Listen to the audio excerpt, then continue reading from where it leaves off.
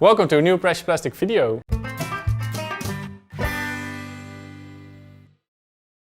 So in this video I'm going to show you how to make beams from plastic. And this technique is a good one if you really want to recycle plastic in bulk amounts, because a lot of plastic goes into one tube. Now we're going to use our extrusion machine with a little upgrade to make it, because this is a brand new technique. First we're going to make a mold, then I'll show you how to extrude the plastic. Then I'll show you a little bit more techniques and options that you could also do. And finally, how to upgrade the machine. But first we're going to make the mold, which is surprisingly easy. First thing is we're going to select our mold, which is just a basic metal tube. So you have a lot to choose from. You could make it round, square, flat. Doesn't really matter that much. We're going to go this time for a thick, square tube. And we're going to make it 3 meters long.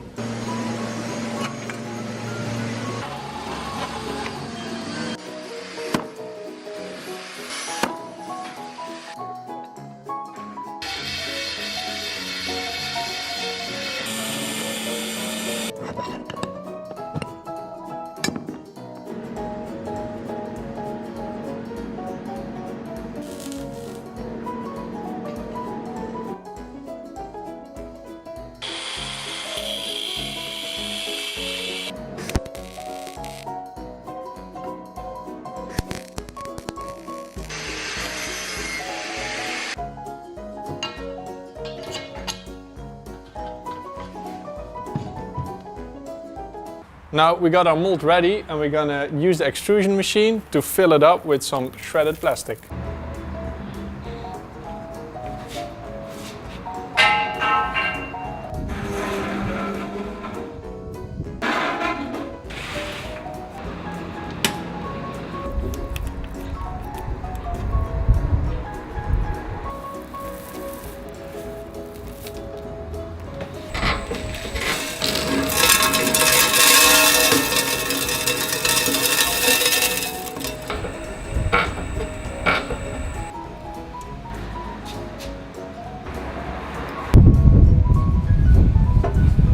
So now we're extruding mixed colors of polypropylene, and it looked like red was the dominating one, so we're probably gonna have a red beam.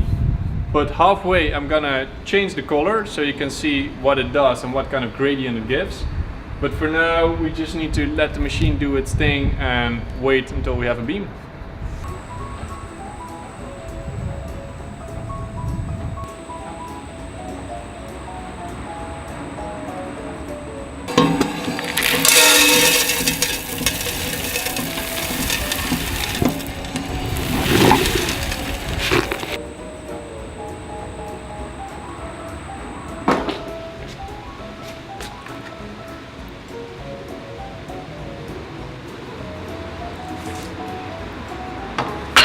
So once we take off the tube from the machine, we always cool it down in water, because there's a lot of pressure inside, so the plastic wants to float out. So once we cool it down, it gets solid, and we just need to wait until this one is cooled down.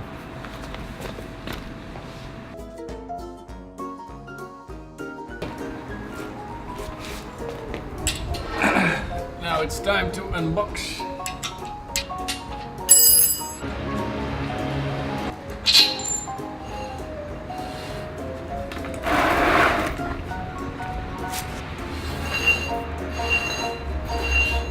So here we have our freshly extruded beam. As you can see, from red slowly became white, as we planned. The beams themselves are quite flexible compared to wood or metal, but still pretty sturdy.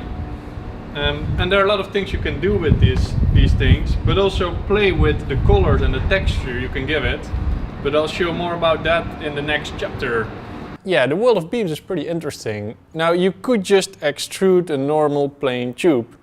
However, if you put a little bit care and effort into this, you can get way more out of this technique. There are many things you can do with this beam technique. For instance, you can make them more round, like this one. And this is a big one, but you can also make them thinner, super smooth. Or use a completely different shape. And play around with colors as well. So here one is an even flatter one.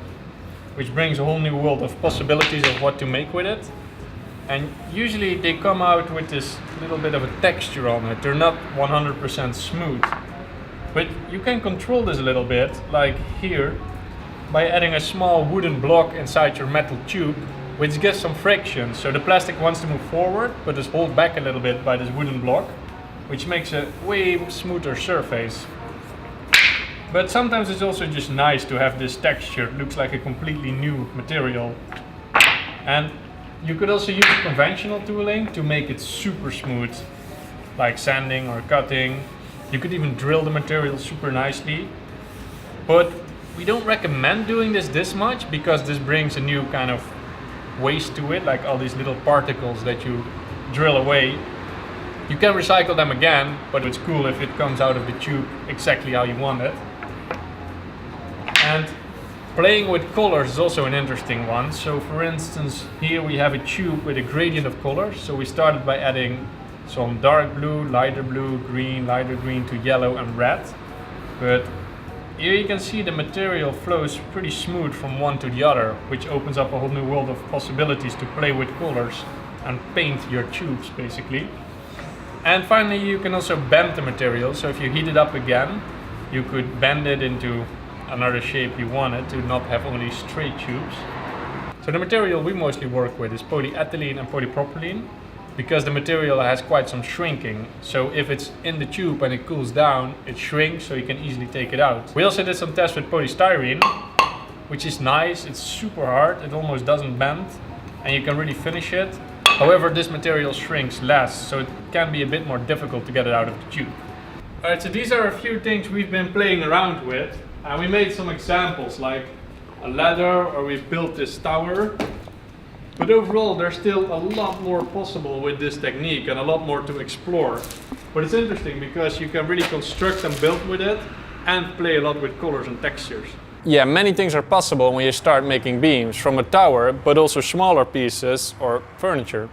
Now the beams are made using our extrusion machine, which you have seen in our videos on how to build your own extrusion machine. However, in order to make it work with this technique, it needs a little upgrade. So basically the main difference is that in the original one, we use this wood auger, which transports the material from one side to the other. It's heated up and molten, so it comes out liquid. However, this doesn't really build up any pressure, the material just flows out. But to extrude big beams, you need some compression. So we developed this extrusion screw, where the chambers are bigger here, the gaps, and here they are smaller, so the material flows from one side to the other, but it's slowly getting compressed, so it builds up a lot of pressure. You can download the technical drawings of this screw yourself, so you can make it, or go to our online bazaar to see if you can get one. Oh, and special thanks to our community member Simon for making the technical drawing. Now, you could just swap this extrusion screw for the original one and you're done. However, like I said, this thing builds a lot of pressure, which also means more force on your machines. So you want to do a few other things. You definitely need to increase the strength of your machine as well. Mainly the barrel holder needs to be reinforced. I would suggest to get a more powerful motor and make sure that the table or the plate it's on doesn't bend. So we installed underneath some metal tubes to make sure it stays flat. The rest can pretty much stay the same. So once you reinforce your machine and you can put in the screw, you're ready to extrude. One thing we like to do as well is change the nozzle for the exact same one as we use in our injection machine, because the thread on the end makes it easy to swap on and off molds. So if you're extruding beams, you can swap from one to the other to make sure it's a little bit quicker, and you can set up a little production with that. Alright, so that was our video on how to make a beam. This is a pretty new technique and we barely touched the surface of all the possibilities. I mean, if you even start thinking about what to make with beams, from big construction items to smaller furniture, a lot is possible. If you have a question, feel free to post the topic in our forums. If you want to know more about how to upgrade the extrusion machine, go to our website where you can download all the information. And make sure to send us a picture of your extruded beam. Thanks for watching and see you again in the next video.